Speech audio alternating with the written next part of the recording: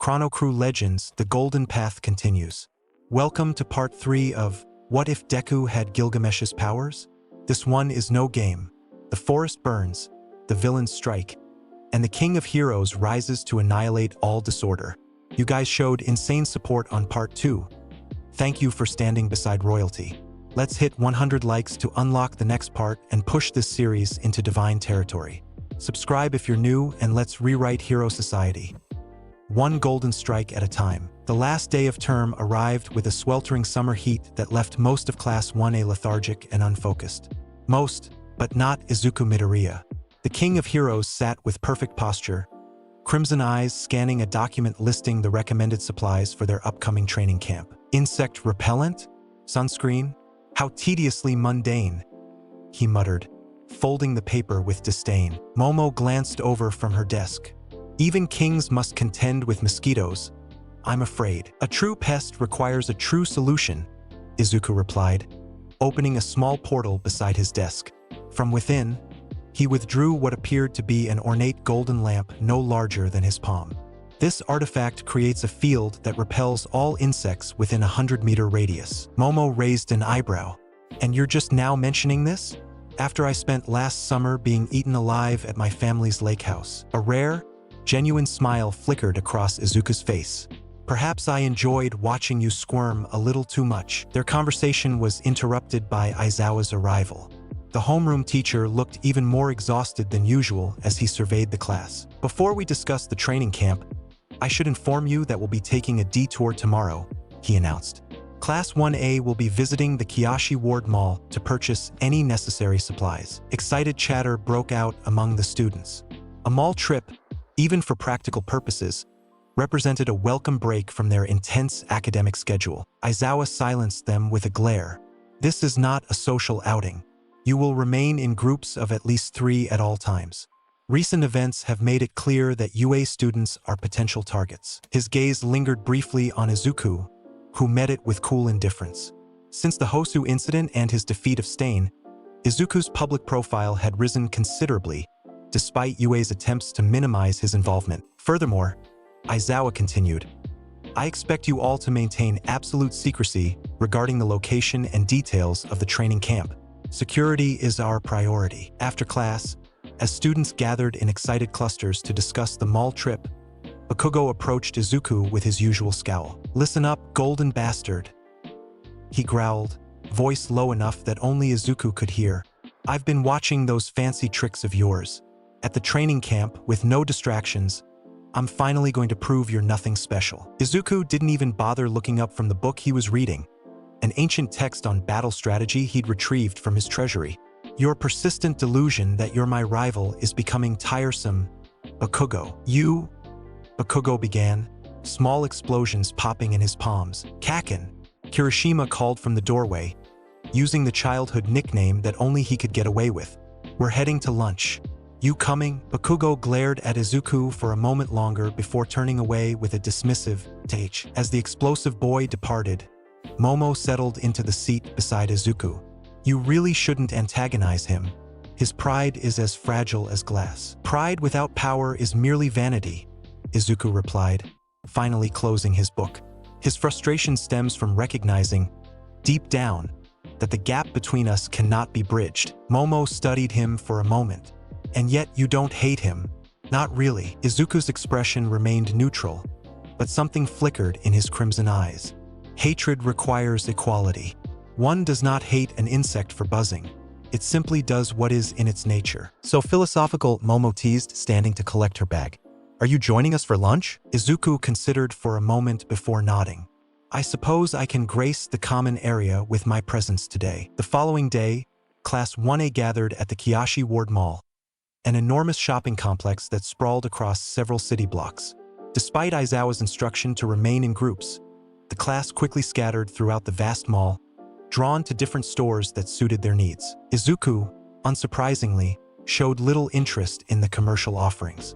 He walked with regal posture through the crowded concourse, Momo and Ida beside him.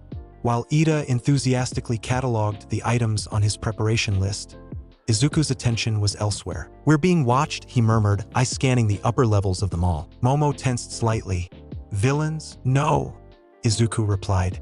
Just rabid fans.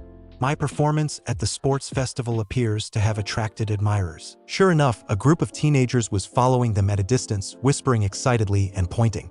One particularly bold girl broke away from the group, approaching with a notebook clutched to her chest. "Excuse me," she said breathlessly. "You're Midoriya, right? The one they're calling the Golden King online? Could I get your autograph?" Before Izuku could respond, another voice cut through the mall's ambient noise. "Deku." The voice sent a chill through the air, not from fear, but from the sheer malice it contained. Standing several meters away was a young man with light blue hair, dry skin, and most tellingly, a hand covering his face. Shigaraki Tamura, leader of the League of Villains. In an instant, Izuku's demeanor changed. His casual disinterest vanished, replaced by cold, focused hostility. The air around him seemed to shimmer with golden light as his quirk activated reflexively. "Get back!" he commanded the fangirl, who stood frozen in confusion. Shigaraki approached slowly, hands in his pockets and posture deliberately casual. But Izuku could see the tension in his movements, the murderous intent barely contained beneath his facade of calm. "What a coincidence," Shigaraki said, his voice eerily pleasant. The golden cheater out shopping like a normal person. How disappointingly mundane. Momo had already activated her emergency beacon, a direct line to UA and the police that Aizawa had insisted they all carry. Ida was positioning himself between Shigaraki and the civilians, preparing to evacuate them if necessary. "You show remarkable courage," Izuku replied coldly, "or remarkable stupidity, to approach me in public after your previous failures." Shigaraki's visible eye twitched at the reminder of his defeats. "Failure is just a stepping stone to success. I've learned from our encounters, Deku." "Have you?" Without warning, Shigaraki lunged forward, hand outstretched toward Izuku's face. His decay quirk, capable of disintegrating anything he touched with all 5 fingers, was aimed directly at Izuku's throat. But Shigaraki's hand never reached its target. A golden portal opened between them, and from within emerged the tip of a spear, stopping mere millimeters from Shigaraki's eye. "I could end you where you stand," Izuku stated calmly, as though discussing the weather. "Give me one reason why I shouldn't." Despite the immediate threat to his life, Shigaraki chuckled, a dry, unsettling sound. "Because you're playing hero, aren't you? And heroes don't kill villains in crowded malls full of witnesses." The standoff lasted only seconds before sirens wailed in the distance, growing rapidly closer. Police and pro-heroes were responding to Momo's beacon. "This isn't over," Shigaraki said, stepping back from the spear's tip. "Consider this a greeting. The next time we meet will be different." Before Izuku could respond, Shigaraki melted into the crowd, disappearing with practiced ease despite his distinctive appearance. Izuku dismissed the portal, his expression thoughtful rather than concerned. "Interesting. He's growing bolder." "Bolder?" Ida exclaimed, having ensured the civilians were at a safe distance. "He just threatened you in broad daylight. This is extremely concerning." "No," Izuku replied, watching the spot where Shigaraki had vanished. "This wasn't a threat. It was reconnaissance. He wanted to see how I would react, what limitations I might have in a public setting." Momo's eyes widened with realization. "You think they're planning something?" "I know they are," Izuku confirmed, his clairvoyance granting him insights others could only guess at. "And I believe our training camp may be their target." When the police arrived, Izuku provided a detailed description of the encounter, though he strategically omitted his use of his quirk to threaten Shigaraki. Detective Tsukachi, who had worked with UA before, seemed particularly concerned by the villain leader's brazen appearance. "This is escalating faster than we anticipated," Tsukachi admitted after taking their statements. "The League is becoming increasingly fixated on UA students, particularly you, Midoriya." "I'm honored," Izuku replied dryly. Tsukachi sighed. "This isn't a joke. Shigaraki is unstable but intelligent. If he's showing his face in public, it means he's growing confident, and that's dangerous." "Or desperate," Izuku countered. "Twice now, his plans have been thwarted. His reputation among villains hangs in the balance. He needed to demonstrate boldness to maintain control of his followers." The detective studied Izuku with newfound interest. "That's a remarkably astute psychological assessment." Izuku merely shrugged. Understanding one's enemies is basic strategy. Even mongrels can be predictable in their desperation. Despite the incident, Aizawa decided the training camp would proceed as scheduled, though with enhanced security measures. The following morning, Class 1A boarded buses with their supplies, prepared for what they believed would be a straightforward journey to their destination. Izuku sat alone near the back of the bus, his expression distant as he gazed out the window. The encounter with Shigaraki had left him not fearful but contemplative. Something about the villain leader's demeanor had changed, a new focus in his chaotic malice that Izuku found intriguing. Momo slid into the seat beside him, breaking his reverie. "You've been quiet since yesterday." "I've been thinking," Izuku replied, his voice low enough that only she could hear, "about Shigaraki's evolution." Evolution. When we first encountered him at USJ, he was childish, throwing a tantrum when his plans went awry. In Hosu, he was reactive, responding to Stain's unexpected fame. But yesterday, Izuku's crimson eyes narrowed slightly. Yesterday, he was strategic, controlled. He's growing into his role. Momo considered this. "You almost sound impressed." "Not impressed," Izuku corrected. "Interested. A king requires worthy adversaries to demonstrate his glory. Perhaps Shigaraki is becoming one." Their conversation was interrupted as the bus pulled off the main highway onto a small mountain road. After several more minutes of winding ascent, they stopped at what appeared to be a rest area overlooking a forested valley. "End of the line," Aizawa announced as the students filed out, stretching after the long ride. Confusion spread through the class. They were clearly nowhere near any training facility, just a small rest stop with vending machines and restrooms. Sensei?" Uraraka raised her hand hesitantly. "Is this really the training camp?" Before Aizawa could respond, a car pulled up beside their bus. From it emerged two women in cat-themed hero costumes, the Wild Pussycats, a professional hero team specializing in mountain rescue. "Welcome to our territory," the blonde one, Pixie Bob, announced cheerfully. "I'm sure Eraser already told you, but you'll be staying at the base of that mountain over there." She pointed to a distant peak, barely visible through the trees. The students followed her gesture with growing apprehension. "That's really far," Kirishima commented. "It's currently 9:30 a.m., the dark-haired pussycat, Mandalay, continued with a smile that didn't quite reach her eyes. "If you're fast, you might make it there by noon." Realization dawned on the students just as Pixie Bob's quirk activated. The ground beneath their feet liquefied, becoming a mudslide that sent them tumbling down the mountainside toward the forest below. Only Izuku remained standing on solid ground, a small golden portal having opened beneath his feet at the first sign of danger. From it had emerged a hovering platform that kept him suspended safely above the liquefied earth. "Impressive reflexes," Pixie Bob commented, eyeing the golden platform with interest. "A king does not tumble like a commoner," Izuku replied coolly. Aizawa sighed. "Midoriya, the purpose of this exercise is for everyone to make their way through the beast's forest together using their quirks to overcome obstacles. You're not exempt." Izuku considered this for a moment, then nodded. With a casual gesture, he dismissed the platform back to his treasury and allowed himself to slide down the mountain after his classmates. "That one's going to be trouble, isn't he?" Mandalay asked as they watched him descend with far more grace than should have been possible on a mudslide. "You have no idea," Aizawa replied wearily. At the bottom of the slide, Class 1A regrouped, many covered in dirt and looking disgruntled. Before they could even begin to plan their journey, the ground rumbled ominously. From the earth emerged massive creatures, dirt and stone formed into monstrous shapes by Pixie Bob's Earth Flow quirk. "Earth beasts," Ida called out, immediately taking charge. Formation Delta. Most of the class moved into defensive positions, preparing to fight their way through the forest.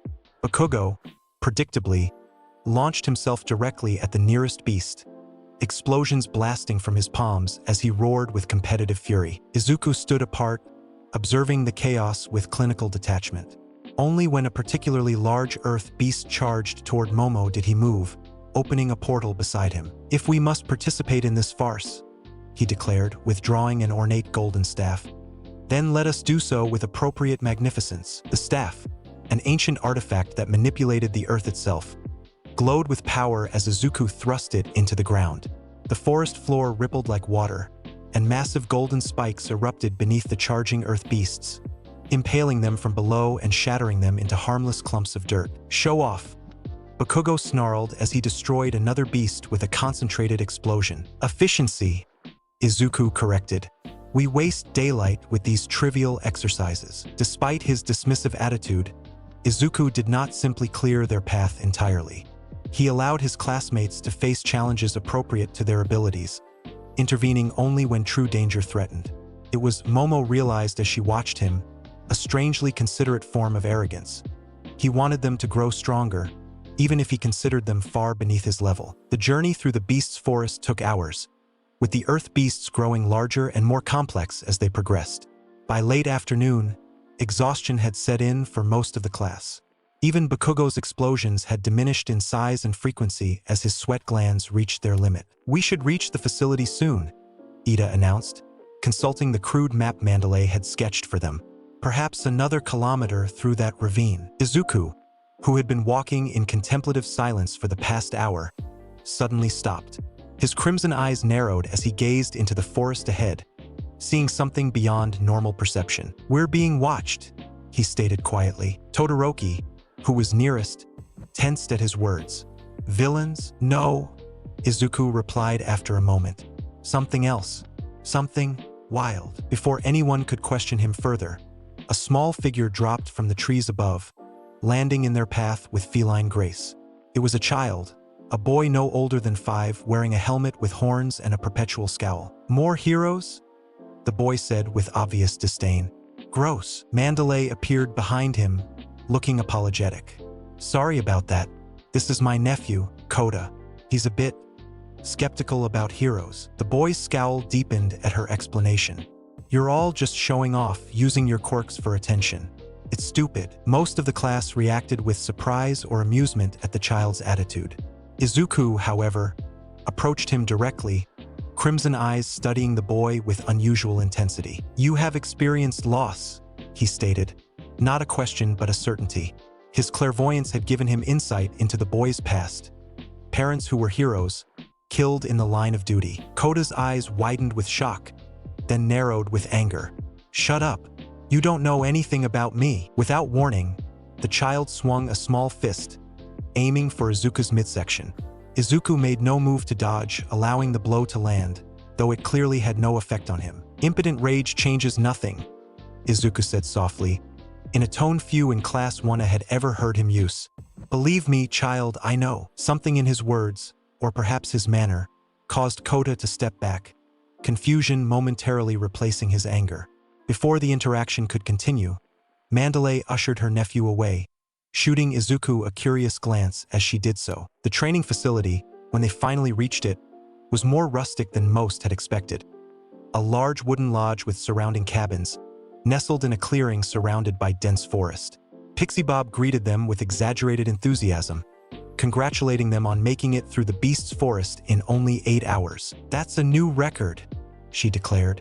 "Usually it takes more experienced heroes closer to 12. You first years are something special." Her gaze lingered on Izuku, Todoroki, Bakugo, and Ida. "Especially you 4. So young, yet so powerful." Her expression turned disturbingly predatory.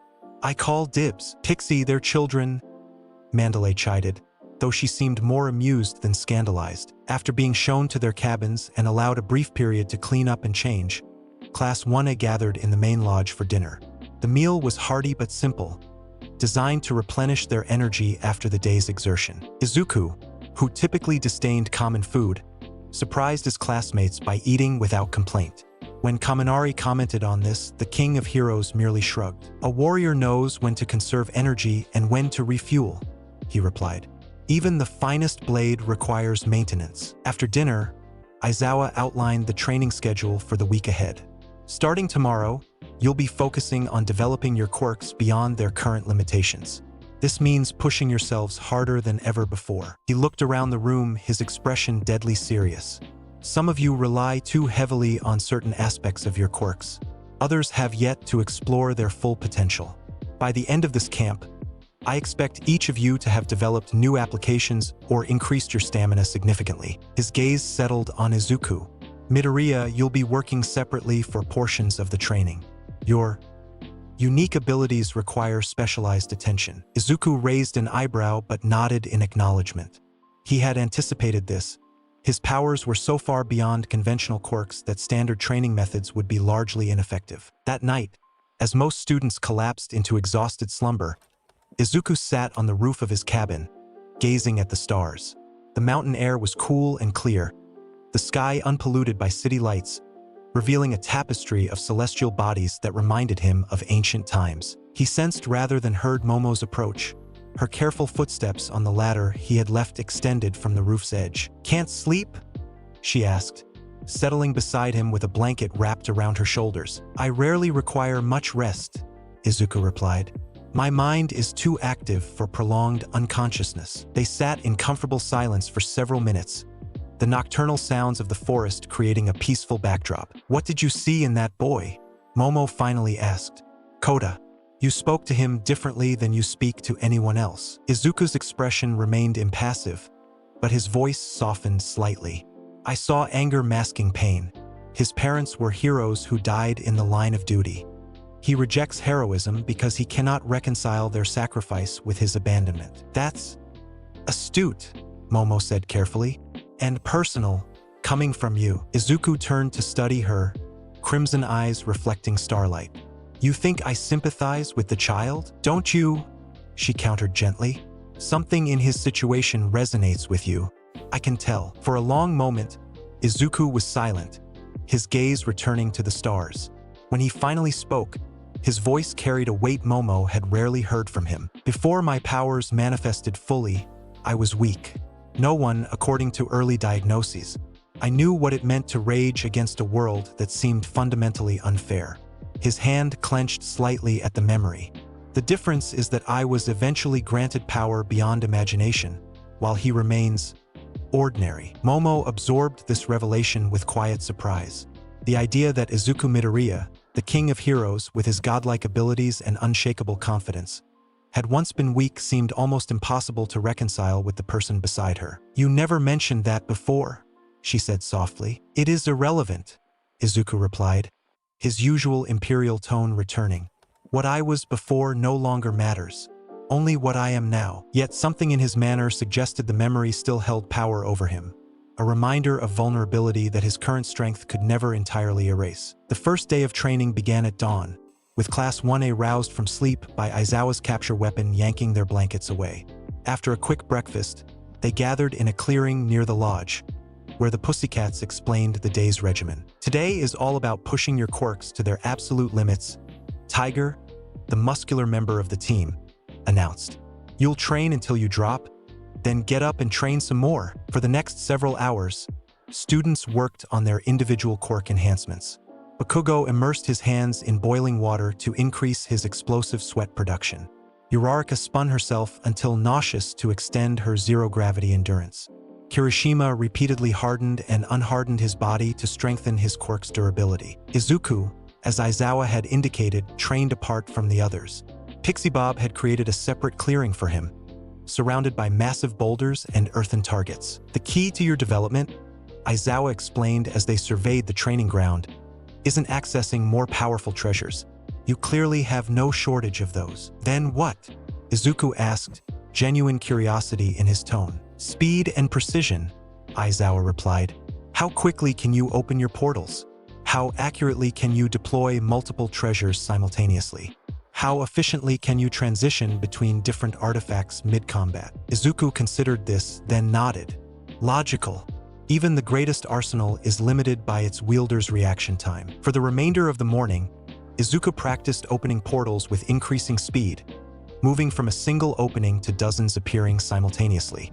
He worked on pinpoint accuracy, summoning weapons to strike specific targets while avoiding others positioned mere centimeters away. By midday, sweat beaded on his forehead, a rare sight for the usually composed king of heroes. Aizawa, observing from the sideline, noted that Izuku had opened more portals in the past 4 hours than he had during the entire sports festival. "Your stamina has a limit," Aizawa commented during a brief water break.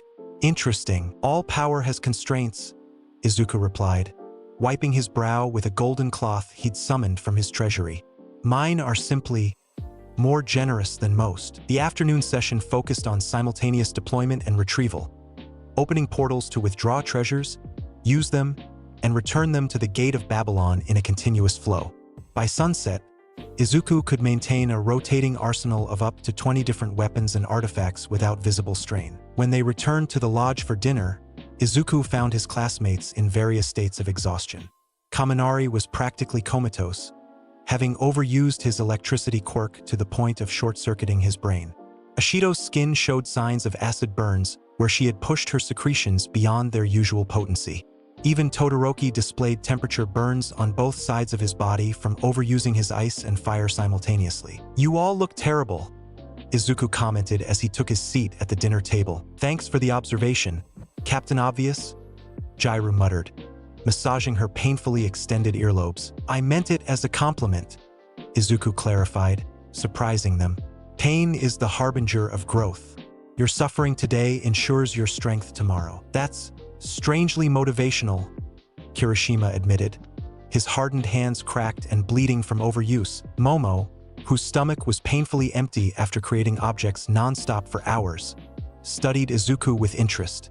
"You pushed yourself today too. I could tell when you came in." Izuku nodded slightly, acknowledging her observation. "Aizawa's training approach is unexpectedly insightful.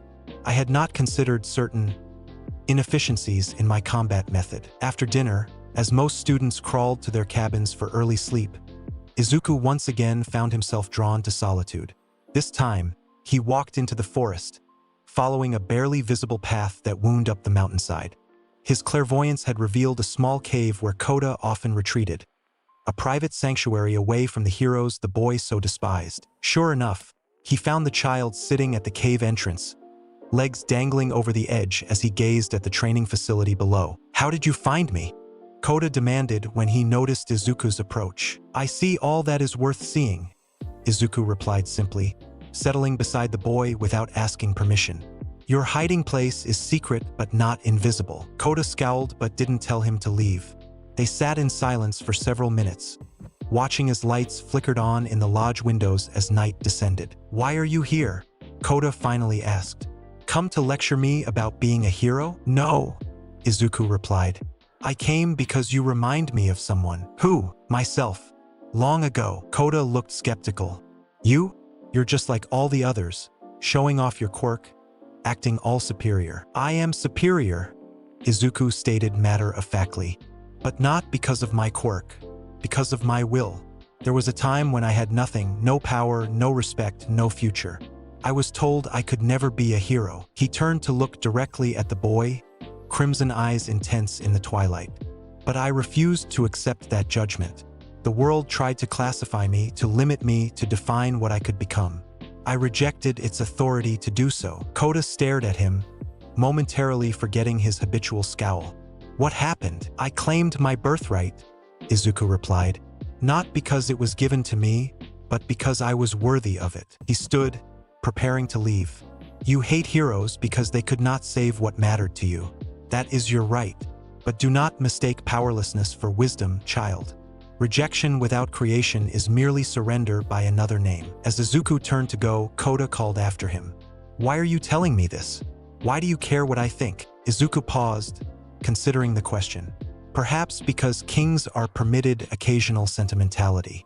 Or perhaps because even the mightiest rivers begin as small streams. He left the boy pondering his words, returning to the camp under a sky now filled with stars. The next 3 days followed a similar pattern, grueling training that pushed each student to their quirk's limits, followed by exhausted recovery and preparation for the next day's challenges.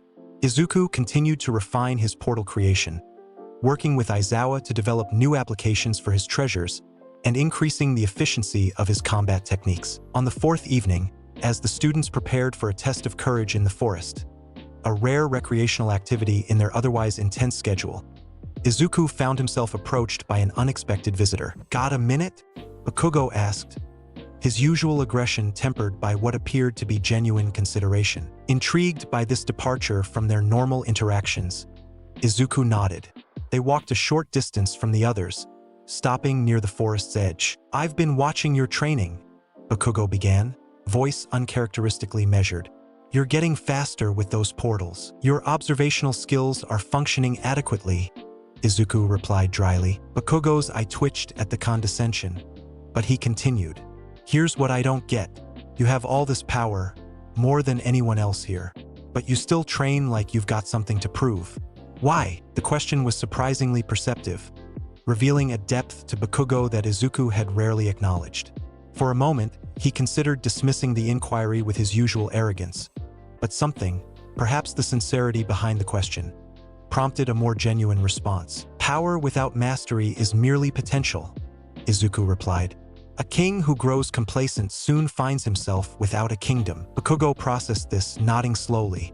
"So you're saying even the strongest need to keep pushing?" "Especially the strongest," Izuku corrected.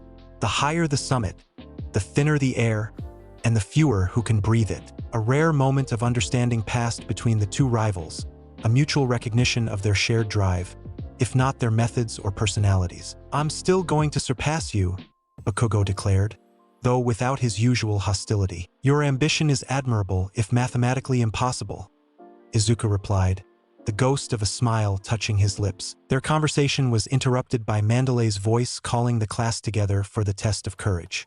Students were paired up and would enter the forest at staggered intervals, following a predetermined path where their classmates from Class 1B would attempt to frighten them. Izuku, paired with Todoroki, watched with mild amusement as the first groups entered the darkened forest, their nervous chatter fading as they disappeared among the trees. "This seems rather childish," Todoroki commented. "Indeed," Izuku agreed, "though I suppose even warriors require occasional frivolity." Before their turn came, however, Izuku suddenly stiffened.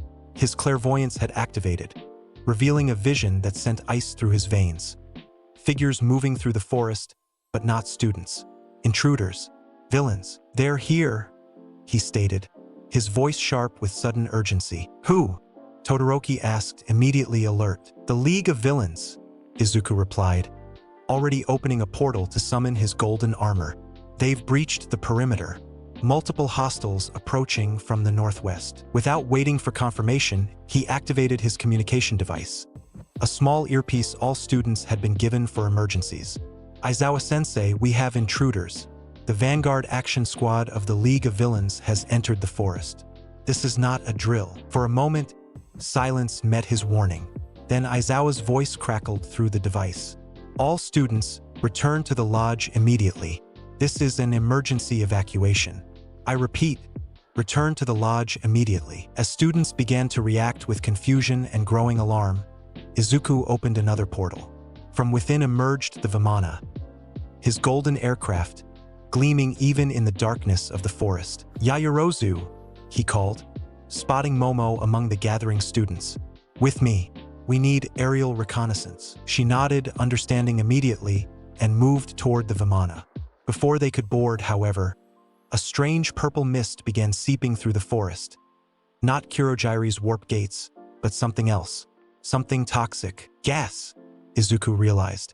"Everyone, cover your mouths and noses." He opened multiple portals around the clearing, withdrawing gas masks and distributing them to the nearest students. For himself, he summoned a golden amulet that created a purified air barrier around his head. Despite their precautions, the gas spread with alarming speed, enveloping much of the clearing before all students could be protected. Several collapsed immediately, including Hagakure and Ojiro, who had been furthest from Izuku's position. "The gas appears to be a soporific," Momo observed, having created a mask for herself. "Not lethal, but incapacitating. They want captives, not casualties," Izuku agreed, his crimson eyes scanning the treeline. "At least not yet." As if summoned by his words, a figure emerged from the forest. A young woman with blonde hair tied in messy buns, her face flushed with excitement and her wide eyes fixed directly on Izuku. "There you are," she squealed, her voice unsettlingly childish. "The Golden King himself. Oh, I've been dying to meet you." "Toga Himiko." Izuku identified her immediately, his clairvoyance providing her name and abilities. "Blood manipulation quirk. You're more unstable than your compatriots, which is saying something." Toga giggled, twirling a knife between her fingers. "You know my name. I'm so flattered. I bet your blood is special too. All golden and sparkly." She lunged forward with surprising speed, knife aimed at Izuku's exposed cheek. Before she could reach him, however, a golden portal opened between them. From within emerged a simple shield that intercepted her attack, followed immediately by chains that wrapped around her arms and torso, immobilizing her. "Restrain that one," Izuku instructed Todoroki, who had remained nearby. Her quirk makes her dangerous if she obtains blood samples. As Todoroki moved to secure Toga, more villains emerged from the forest. A man with patches of purple skin and multiple arms, Spinner, a stained devotee. A massive individual in a black bodysuit with skull-like mask, Muscular, a notorious killer. A man with patchwork burns and cold blue flames dancing at his fingertips.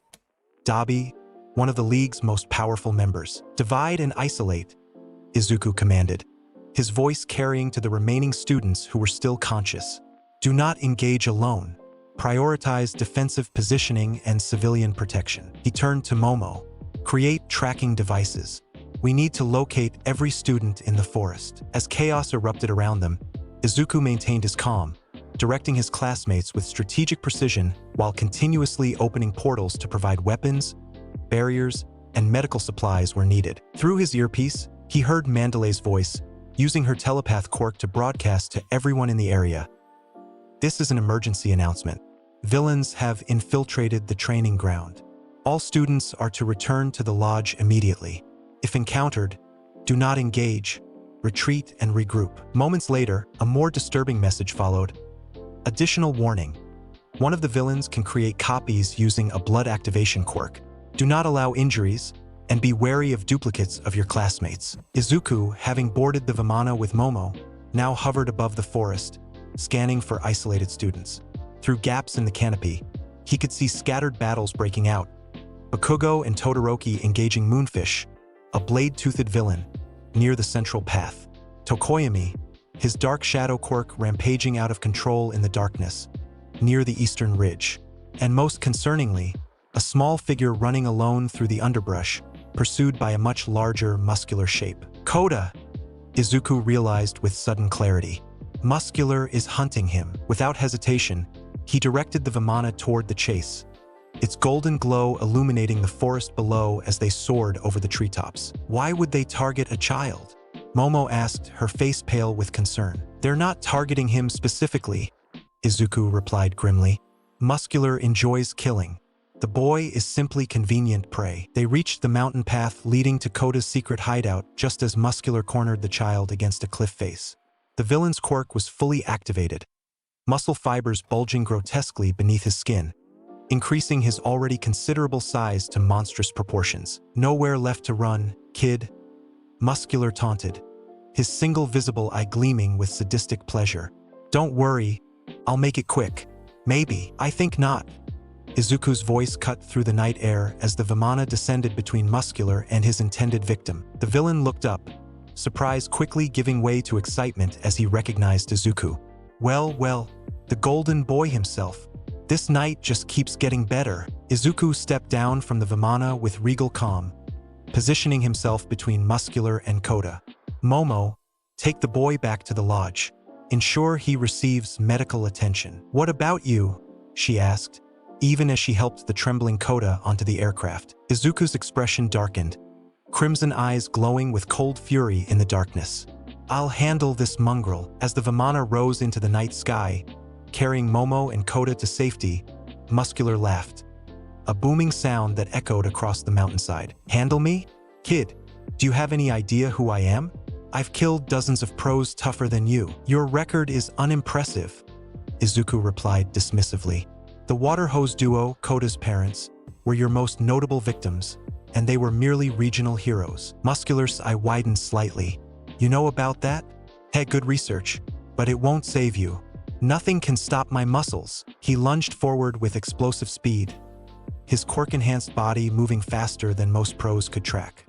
His massive fist, wrapped in layers of exposed muscle fiber, aimed directly for Izuku's head with enough force to shatter stone. It never connected. A golden portal opened before Izuku, and from within emerged a massive shield, not an ordinary defensive tool, but a divine protector that had once belonged to a god of war.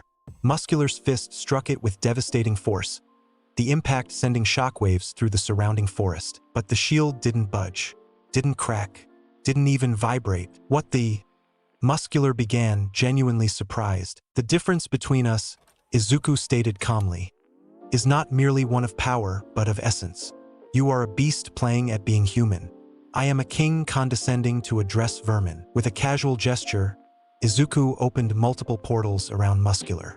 From each emerged a different weapon: swords, spears, axes, hammers, all positioned to strike from different angles simultaneously. "This is your one opportunity for surrender," Izuku offered, his tone making it clear he expected, perhaps even hoped for, refusal. Muscular's response was a roar of defiance as he launched another attack, muscle fibers stretching and bulging to increase his reach, aiming to circle around the shield. "Die, you golden bastard, as you wish," Izuku replied. The weapons launched from their portals with devastating precision. Muscular, for all his speed and strength, could not dodge attacks coming from every direction at once. His muscle fibers hardened defensively, absorbing the first several impacts, but there were simply too many. A spear pierced his shoulder. A sword sliced through the muscle protecting his leg. An axe embedded itself in his back. Within seconds, the villain was impaled by over a dozen divine weapons, his blood staining the mountainside. Yet somehow he remained standing, his inhuman endurance keeping him conscious despite injuries that would have killed an ordinary person instantly. "Is that all you've got?" he gasped, blood bubbling from his lips. Izuku studied him with cold curiosity. "Your tenacity would be admirable in a worthy opponent, but you threatened a child under my protection." He opened one final portal larger than the others, positioned directly in front of Muscular. From within emerged the hilt of a sword unlike any other, the Sword of Rupture, its segmented blade beginning to rotate with gathering energy. "The world has no place for those who prey on the defenseless," Izuku declared, his voice carrying the weight of judgment. "Disappear from my sight." He didn't fully withdraw, there was no need to unleash its true power against such an opponent. Instead, he channeled just enough energy to create a concentrated blast that struck Muscular directly in the chest, sending him flying backward through several trees before embedding him in the mountainside. When the dust settled, Muscular lay unconscious, his muscle fibers retracted to reveal his true, much smaller form. The surrounding forest had been carved with a perfect cylindrical path of destruction, trees sheared clean as if by a precision laser. Izuku approached the fallen villain, opening a small portal to withdraw restraints designed specifically to suppress quirks. As he secured Muscular, his communication device activated. "Midoriya, report status." Aizawa's voice crackled through the earpiece. "Muscular neutralized," Izuku replied calmly. "The boy Koda is safe, en route to the lodge with Yaoyorozu. I'm tracking other students now. Be advised," Aizawa continued, his voice tense. "We've confirmed the villain's primary target. They're after Bakugo." Izuku's expression darkened. "Understood." Moving to intercept, leaving Muscular securely restrained, Izuku opened another portal to summon the Vimana once more. As the golden vessel emerged from his treasury, he boarded it with fluid grace, directing it back toward the main battleground. From his elevated position, he could see the forest was now a patchwork of combat zones.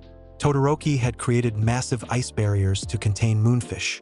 Tokoyami's dark shadow was rampaging through a section of forest, though Shuji appeared to be leading him toward an area illuminated by Aoyama's naval laser, hoping to diminish the shadow beast's power.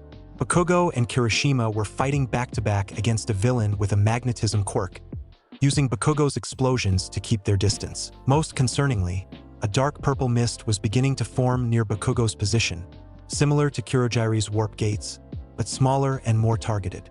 The villains were preparing for extraction. Izuku directed the Vimana into a steep dive, golden light streaming behind it as it descended toward Bakugo's location.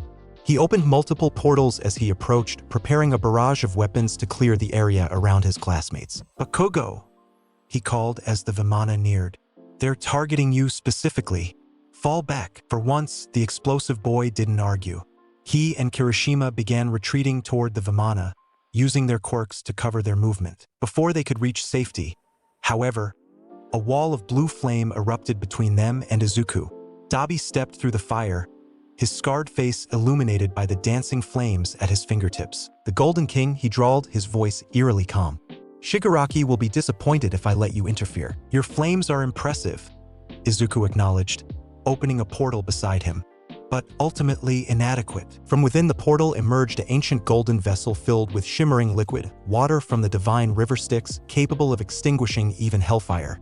With a gesture, Izuku directed the vessel to tip, pouring its contents onto Dabi's flames. The effect was immediate and dramatic. The blue fire hissed and died wherever the liquid touched it, creating a path through the flames. Dabi's eyes widened with genuine shock as his supposedly unquenchable fire was extinguished with such ease. "Impossible," he muttered. "For you, perhaps," Izuku replied coldly. Before he could press his advantage, however, multiple events occurred simultaneously. A muscular villain with a gas mask, Compress, the illusionist, appeared behind Bakugo and Kirishima, touching them both before they could react. Their bodies seemed to shrink instantly, compressed into small marble-like spheres that the villain quickly pocketed. At the same moment, a warp gate opened behind Dabi and Kurojire's misty form emerged partially. "We have what we came for. Retreat now." Izuku's reaction was instantaneous. Golden chains, Enkidu shot from multiple portals around him, aiming for both Compress and the warp gate. But the villains had planned for this. Another member of their team, Twice, with his duplication quirk, had created a copy of a barrier-generating villain, which activated just in time to deflect the chains. "Sorry, Your Majesty," Compress called mockingly as he backed toward the warp gate.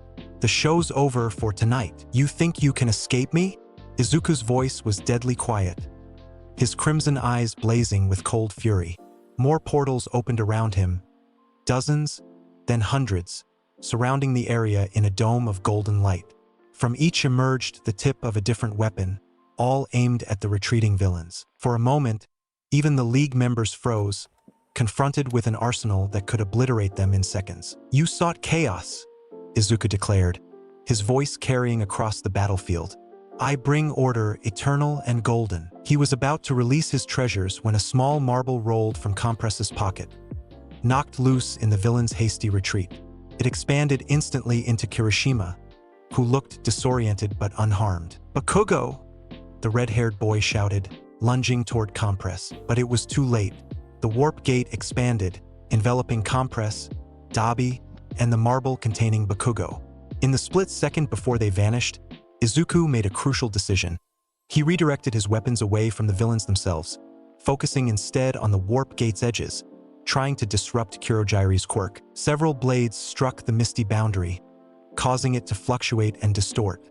For a moment, it seemed the gate might collapse, but ultimately, it stabilized enough for the villains to escape, taking Bakugo with them. As the warp gate closed, silence fell over the forest.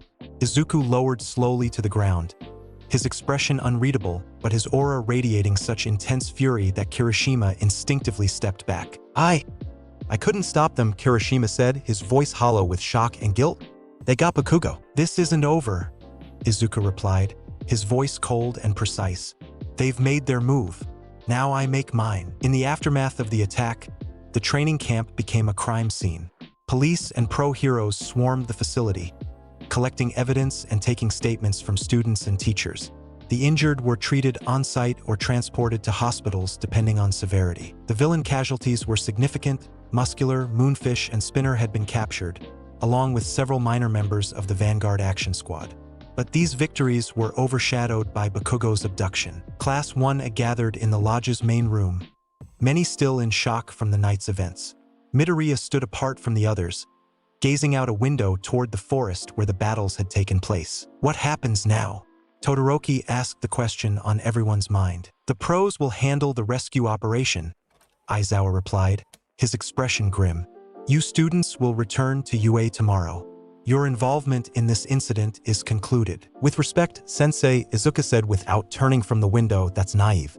The League specifically targeted a UA student, one of the most combat-capable among us. This was not random, it was strategic." Aizawa's eyes narrowed. "What are you suggesting, Midoriya?" "That Bakugo's abduction is merely the opening move in a larger game," Izuku replied, finally turning to face the room. "They want to break him, to turn UA's most aggressive, combat-oriented student into a villain. It would be a propaganda victory unprecedented in modern hero society." The room fell silent as students and teachers alike absorbed the implications of his analysis. How can you know that's their plan?"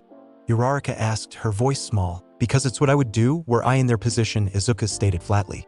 "It's not enough to kill a symbol. All Might has many successors waiting. But to corrupt one? To demonstrate that even UA's finest can be turned? That strikes at the very foundation of hero society." "Regardless," Aizawa interjected, "this doesn't change the fact that students cannot participate in the rescue operation. The risks are too great. and after tonight's failure, UA cannot afford another incident. Izuku's crimson eyes met Aizawa's tired ones. Then I withdraw as a student. Gasps and murmurs spread through the room. What? Aizawa demanded. If my student status prevents me from retrieving what was taken from me, then I formally withdraw from UA, effective immediately, Izuku elaborated calmly. Bakugo Katsuki is many things, crude, impulsive, arrogant without justification, but he is mine to humble, not theirs to corrupt. I will not stand idle while mongrels attempt to claim what belongs to me. Midoriya, this is not a game, Aizawa warned. The League of Villains is not something you can face alone, no matter how powerful your quirk is. I won't be alone, Izuku replied, his gaze sweeping across his classmates. Will I? The silence that followed was broken by Kirishima standing up. I'm with you. Bakugo is my friend. I couldn't stop them from taking him, but I'll damn sure help get him back. As will I, Todoroki added quietly. If the pros haven't located him by tomorrow, we move. One by one, others voiced their support. Ida, though conflicted about breaking rules. Momo, with her strategic mind already formulating plans. Uraraka, Tsuyu, Tokoyami, all willing to risk their academic futures for their classmate. Aizawa watched this with a mixture of frustration and reluctant pride. I should expel every one of you right now, but you won't, Izuku stated with certainty. Because deep down, you know we're right. The League won't expect students to respond so quickly. We have the element of surprise, at least for the next 24 hours. Before Aizawa could respond, the lodge door opened and All Might entered, his perpetual smile strained but present. The symbol of peace surveyed the room, noting the determined expressions on the students' faces. I couldn't help but overhear, he said, his voice uncharacteristically subdued. Young Midoriya, while your loyalty to your classmate is admirable, this rescue must be left to the professionals. Izuku studied All Might with unnerving intensity. Tell me, symbol of peace, do you know where Bakugo is currently being held? All Might's smile faltered slightly. We have leads we're pursuing. In other words, no, Izuku concluded. Meanwhile, my clairvoyance has already revealed several potential locations based on the League's previous movements and resource limitations. This caught everyone's attention, including Aizawa's. You can locate him? The homeroom teacher asked skeptically. Not precisely, not yet, Izuku admitted. But I can narrow the search parameters significantly. The League operates within specific areas of the city, using abandoned buildings or sympathetic establishments as temporary bases. My treasury contains artifacts that can identify such locations if I'm within a certain range. All Might and Aizawa exchanged glances, a silent communication passing between them. If, and I stress if, we were to consider your assistance, All Might began carefully. It would be strictly in an intelligence capacity. No combat, no direct engagement with villains. Unacceptable, Izuku replied immediately. I am not a tool to be used and then discarded when convenient. Either I participate fully in Bakugo's retrieval, or I act independently, with whoever chooses to join me. The standoff between the King of Heroes and the symbol of peace was palpable, tension filling the room as two immovable forces clashed. Finally, All Might sighed. Young Midoriya, your dedication is admirable, but your pride may be your undoing. Not every battle can be won through sheer power. Sometimes wisdom lies in knowing when to yield the field. Kings do not kneel, Izuku replied coldly. They remind the world why it bows. Momo stood up, moving to stand beside Izuku. What if we compromise? Midoriya assists with locating Bakugo, and the pros handle the actual raid. But with Midoriya present as backup, ready to intervene only if absolutely necessary. All Might considered this. That might be workable, but I would need assurances that you would follow the Operation Commander's orders. Young Midoriya. I will follow logical commands that serve the objective, Izuku stated, the closest he would come to agreement. But I will not stand idle if Bakugo's life or mind is at immediate risk. After further negotiation, a compromise was reached. Izuku, along with select members of Class 1A with useful reconnaissance abilities, would assist pro heroes in locating the League's hideout. They would remain on standby during the actual raid, serving as a reserve force only to be deployed in case of extreme emergency. The next morning, as dawn broke over the training facility, students prepared to return to UA, all except a small group gathered near a separate transport. This is highly irregular, Detective Tsukachi commented as Izuku, Momo, Todoroki, and Kirishima boarded a police vehicle. But given the circumstances and All Might's endorsement, we're willing to try unconventional approaches. Izuku carried with him a small golden box, an artifact he called the Finder of Hidden Truths, capable of detecting falsehoods and concealment within a limited range. Combined with his clairvoyance, it would significantly narrow their search area. The League must have a central base, he explained as they drove toward the city. Somewhere secure enough to hold a captive of Bakugo's power level, yet accessible to their various members. Based on previous patterns, it's likely in an area with abandoned industrial infrastructure. We've identified several potential zones matching that description, Tsukachi confirmed, showing them a map with highlighted regions. The challenge is that there are dozens of possible buildings within each zone. Then we begin with the most promising and work methodically, Izuku replied. Time is against us. The longer Bakugo remains in their custody, the greater the psychological pressure they can apply. The search began immediately upon reaching the city. Working in coordination with teams of pro heroes, they investigated building after building, neighborhood after neighborhood. Izuku's artifact glowed faintly when they approached areas with suspicious activity, growing brighter when deception or concealment was detected nearby. By mid-afternoon, they had narrowed the search to the Kamino ward, a once thriving entertainment district now partially abandoned due to economic downturn. Izuku's artifact reacted strongly to a nondescript bar on a side street, its windows darkened and its entrance unmarked. This is it, he declared with certainty. The League's current headquarters. Tsukachi immediately relayed the information to the raid team, which included All Might, Endeavor, Best Jeanist, and several other top pros. As agreed, Izuku and the other students were instructed to remain at the command post, monitoring the situation but not engaging directly. Remember our agreement, Tsukachi reminded them as the raid team prepared to move. You stay here, no matter what happens. Izuku said nothing, his crimson eyes fixed on a monitor showing thermal imagery of the target building. His expression revealed nothing, but Momo, who had come to read him better than most, recognized the tension in his posture. You've already identified a problem, haven't you? She whispered. The thermal signatures are wrong, Izuku confirmed quietly. There are people inside, but not enough for the League's full membership. And Bakugo's distinctive heat pattern, from his explosive sweat, is absent. Before he could elaborate, the raid began. Pro heroes stormed the bar simultaneously from multiple entry points, their coordinated attack executed with precision born of years of experience. But something was wrong. The operation proceeded too smoothly, the villains inside offering minimal resistance. When the smoke cleared, only Kurogiri and a strange man in formal attire were captured. There was no sign of Bakugo, Shigaraki, or the other League members. It's a decoy, Izuku realized, standing abruptly.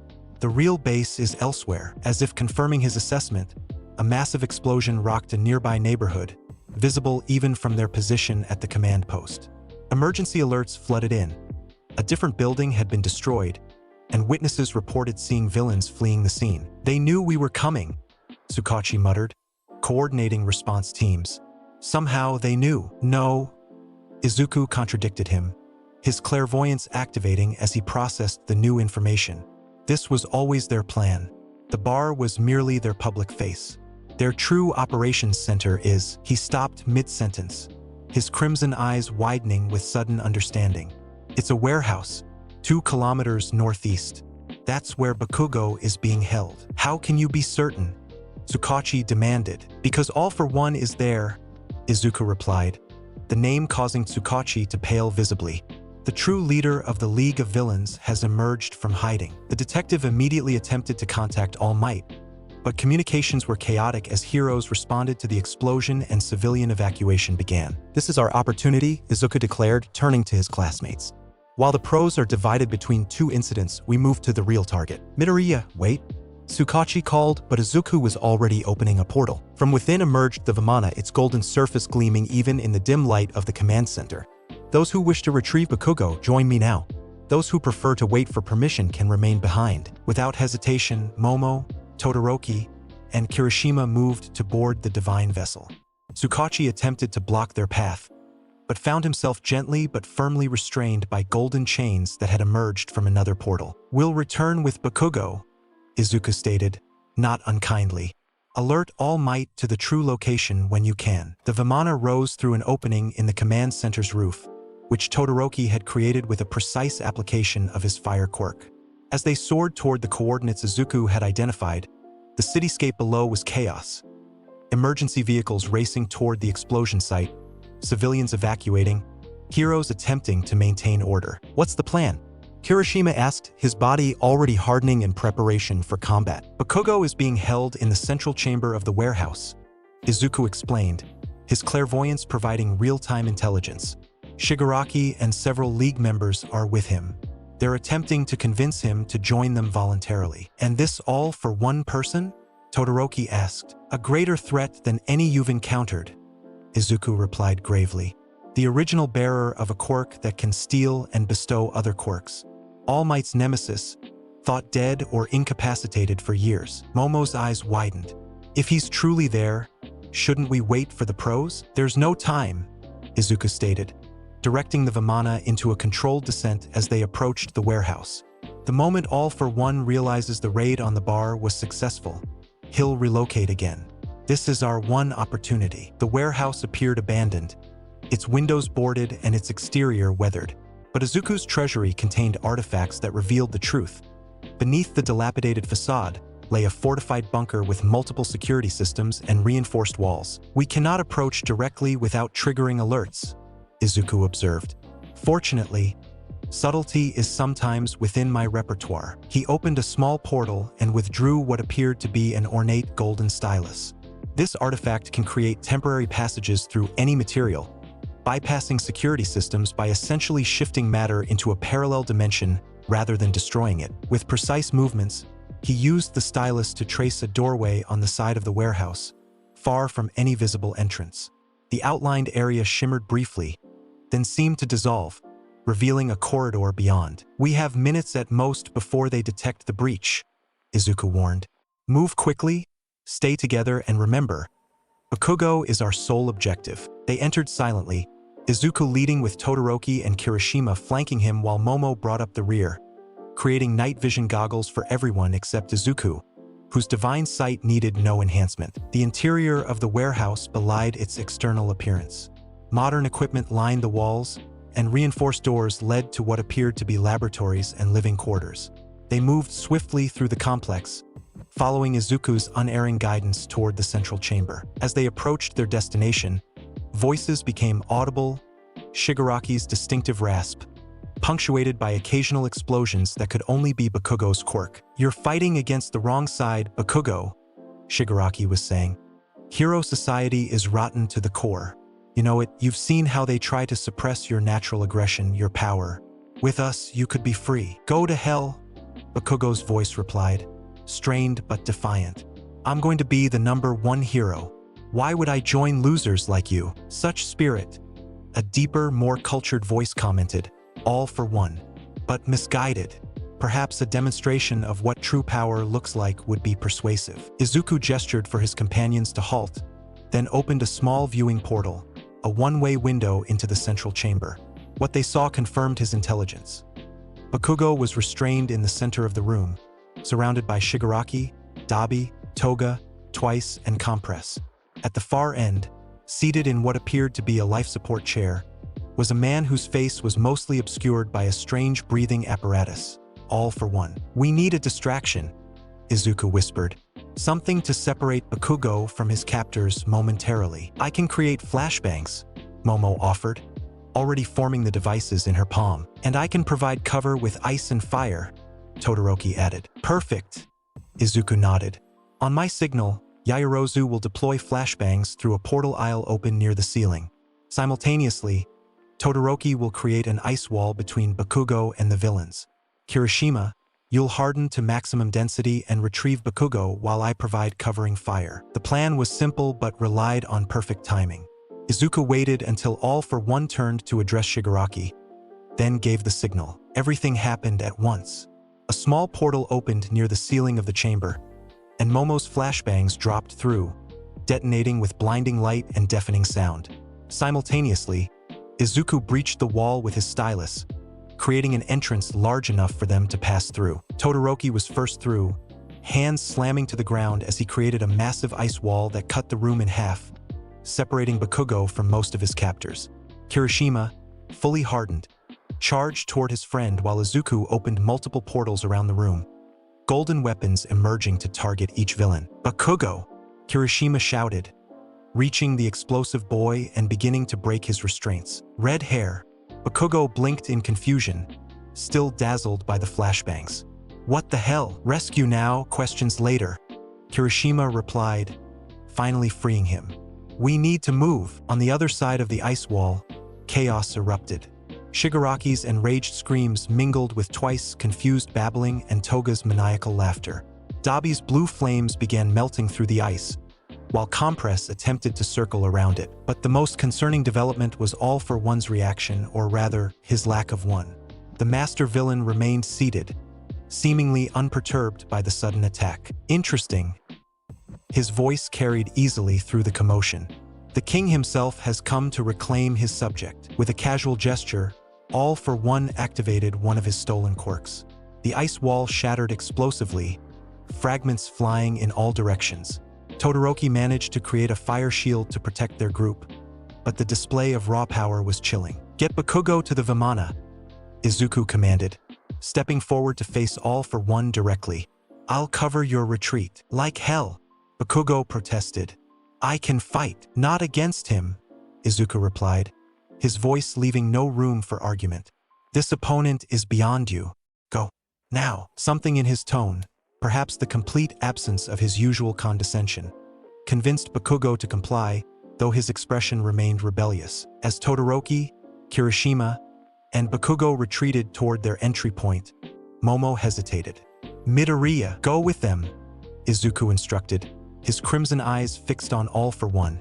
"Ensure they reach safety." Reluctantly, she nodded, following the others. Now alone facing the League, Izuku stood with regal posture, golden portals opening around him in a defensive array. Shigaraki stepped forward, hands outstretched in rage, but All for One's voice stopped him. "Wait, Tamura. I wish to speak with our royal visitor." Shigaraki froze, his body trembling with barely contained fury. "He took our prize and demonstrated admirable leadership in doing so," All for One replied calmly. "The king protects his pawns. Isn't that right, Midoriya Izuku?" "They are not pawns," Izuku corrected coldly. "They are subjects under my protection. A concept beyond your comprehension, parasite." All for One chuckled, a sound made eerie by his breathing apparatus. Such noble sentiment from one who views himself as above others. "We are not so different, you and I. We both collect power that rightfully belongs to others. The difference," Izuku replied, "is that my treasury has always been mine. I claim what is already destined to return to me. You steal what was never yours to take." Philosophical distinctions. All for One dismissed with a wave. Power is power, regardless of how it's obtained. As they spoke, Izuku was acutely aware that his classmates would be reaching the Vimana. He needed to maintain All for One's attention just a little longer to ensure their escape. "Why Bakugo?" he asked, genuinely curious. "Of all my classmates, why him?" "Potential," All for One answered readily. "Raw, unrefined potential coupled with a natural aggression that hero society attempts to suppress. With proper guidance, he could have become a magnificent villain, a symbol of hero failure." "You misread him completely," Izuku stated. "His ambition is to surpass, not destroy. His aggression is competitive, not nihilistic. He would never have joined you." "Perhaps," All for One conceded, "but the attempt alone would sow doubt about UA's ability to shape its students.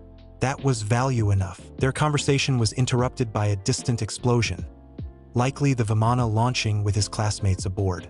Izuku allowed himself a small smile of satisfaction. "It seems our discussion must conclude," he said, golden portals beginning to close around him. "Your prize is beyond your reach." All for One's response was instantaneous and devastating. He activated multiple quirks simultaneously, an air cannon that shattered the remaining ice, a strength enhancement that propelled him across the room with frightening speed, and some form of sensory quirk that allowed him to target Izuku precisely despite his mask. Had Izuku been any ordinary hero student, the attack would have been fatal. But his clairvoyance had warned him milliseconds before All for One moved, allowing him to open a defensive portal in time. From within emerged a shield of divine origin, capable of withstanding even All for One's monstrous strength. The impact still sent Izuku sliding backwards several meters, his boots leaving gouges in the concrete floor. Impressive reflexes, All for One commented, but ultimately futile. You cannot escape this facility alive, King of Heroes. Escape? Izuku replied, crimson eyes narrowing. I never intended to flee. Multiple portals opened around the chamber. Dozens, then hundreds, surrounding All for One and the League members in a sphere of golden light. From each emerged the tip of a different weapon, all aimed inward. I merely needed to ensure my subjects' safety before I unleashed my full arsenal. Izuku continued, his voice cold with fury. The moment you defied me, you ceased to matter. All for One studied the weapons arrayed against him, then chuckled again, a sound devoid of humor. Such magnificent power. In another life, I might have sought to claim it for myself. But I wonder, can your treasures stop this? He raised his hand, and the air around him seemed to distort. The warehouse walls began to crack, the ceiling started to collapse, and a pressure wave emanated outward with devastating force. Izuku recognized the quirk combination, a destructive chain reaction that would level the entire building and much of the surrounding area. All for One was willing to sacrifice his own base and subordinates rather than risk defeat. In that crucial moment, Izuku made a tactical decision. He redirected his weapons, using them not to attack but to create a network of support points throughout the collapsing structure.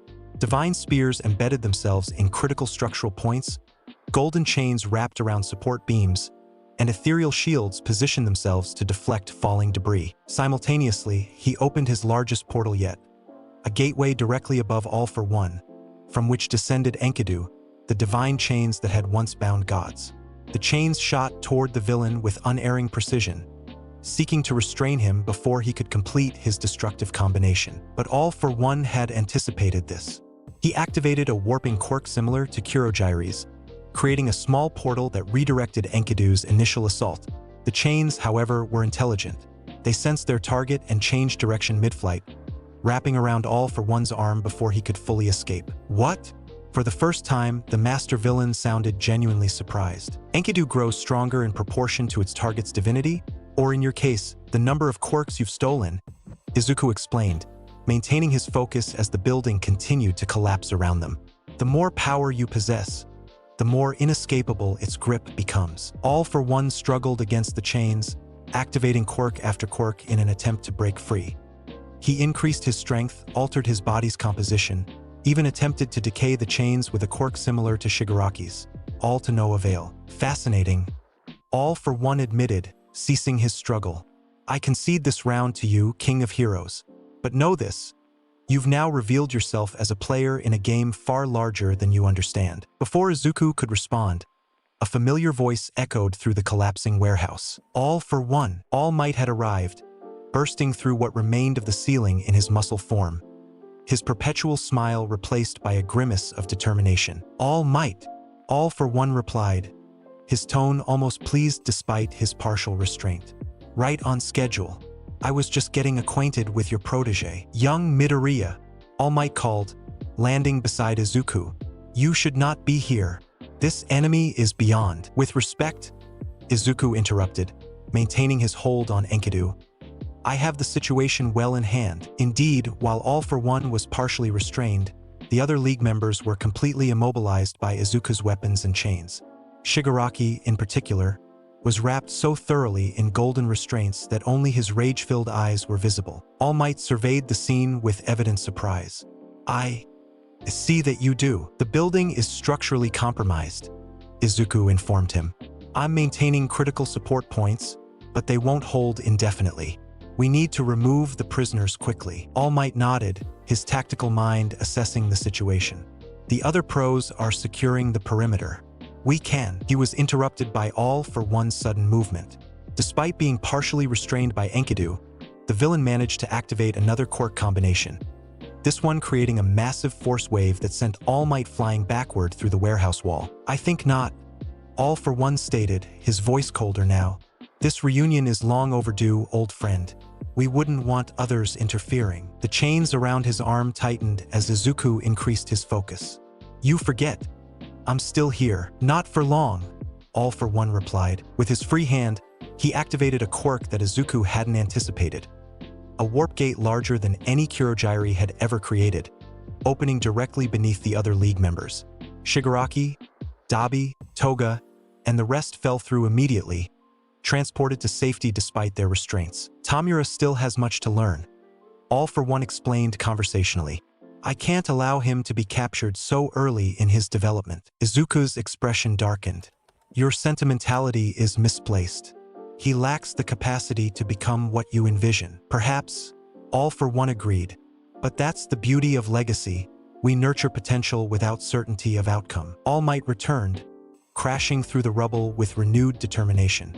Enough talk. Your reign of terror ends tonight.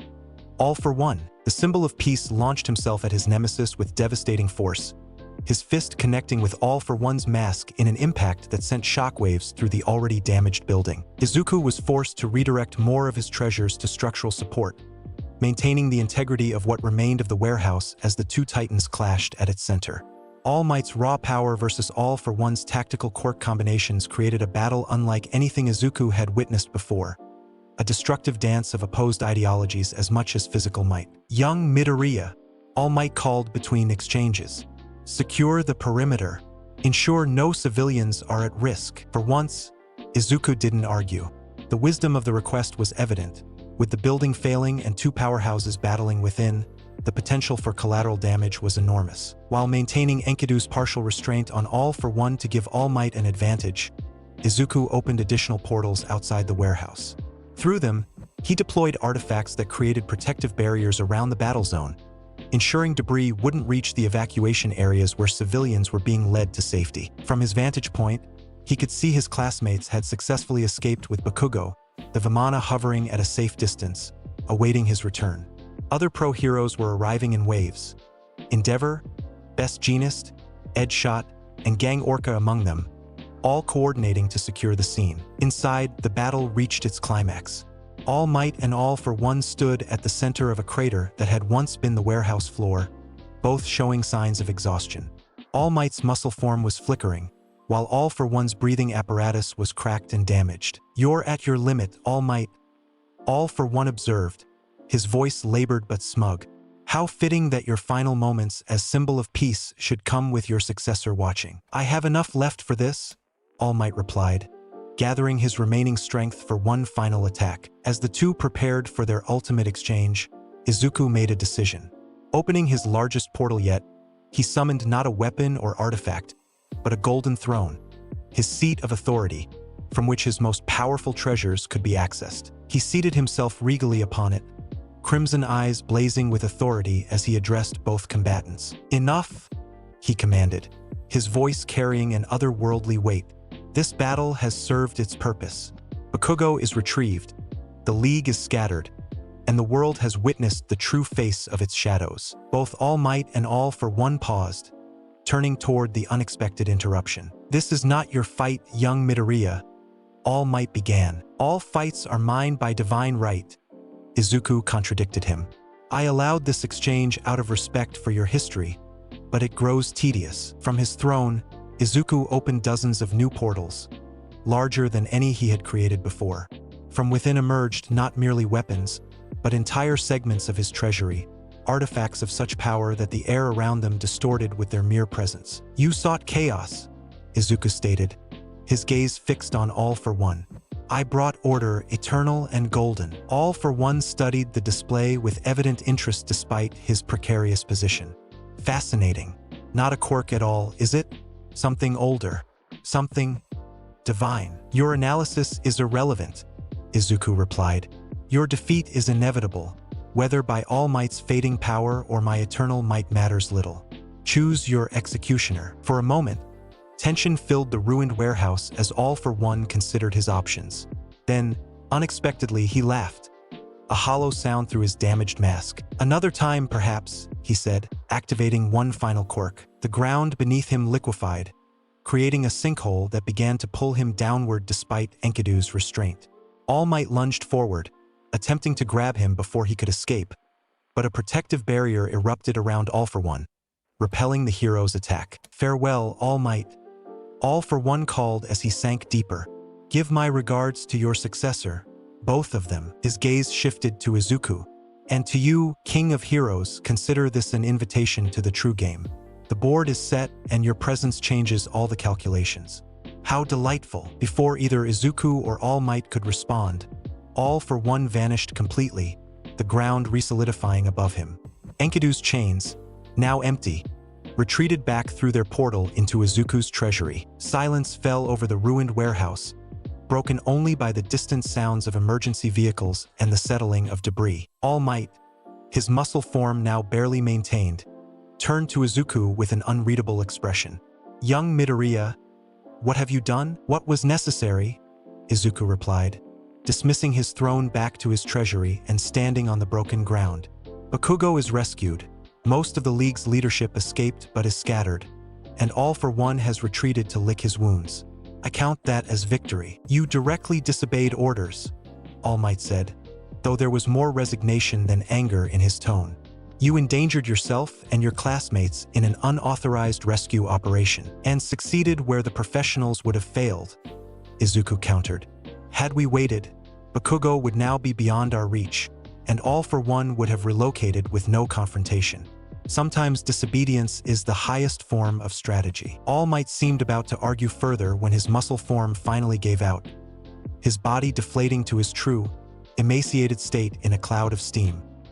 He coughed, blood speckling his lips, and swayed slightly. Without comment, Izuku opened a portal and withdrew a small vial containing golden liquid. Drink this. It won't restore what you've lost permanently, but it will provide temporary stability. All Might accepted the vial hesitantly. What is it? Ambrosia, Izuku replied simply. Diluted, of course. The pure form would be too much for your mortal constitution. After a moment's consideration, All Might drank the liquid. The effect was immediate. His breathing eased, the blood at his lips disappeared, and he stood straighter, though he remained in his true form. Thank you, he said quietly. Izuku nodded once in acknowledgement. Can you walk? The world awaits its symbol, and it would be problematic if you were seen like this. Understanding the implication, All Might concentrated, managing to resume his muscle form, though it was clearly strained. I can maintain this long enough for the necessary appearances. Together, they emerged from the ruins of the warehouse to find a scene of controlled chaos. Police had established a perimeter. Heroes were coordinating rescue efforts for nearby buildings affected by the battle, and media had begun to gather at the edges of the secured zone. The Vimana descended nearby, carrying Izuku's classmates and a surprisingly subdued Bakugo. As they disembarked, Kirishima immediately approached All Might and Izuku. You guys won, he exclaimed, his sharp teeth gleaming in a relieved smile. All for One escaped, Izuku corrected him. But yes, the immediate objective was achieved. Bakugo, standing slightly apart from the others, had been uncharacteristically quiet. Now, he approached Izuku with an expression that seemed to physically pain him. I don't need your help, he began awkwardly. But thanks, or whatever. Coming from Bakugo, this was practically effusive gratitude. Izuku studied him for a moment, then nodded slightly. You are part of Class 1A, he replied. Whatever our personal dynamics, that makes you mine to protect.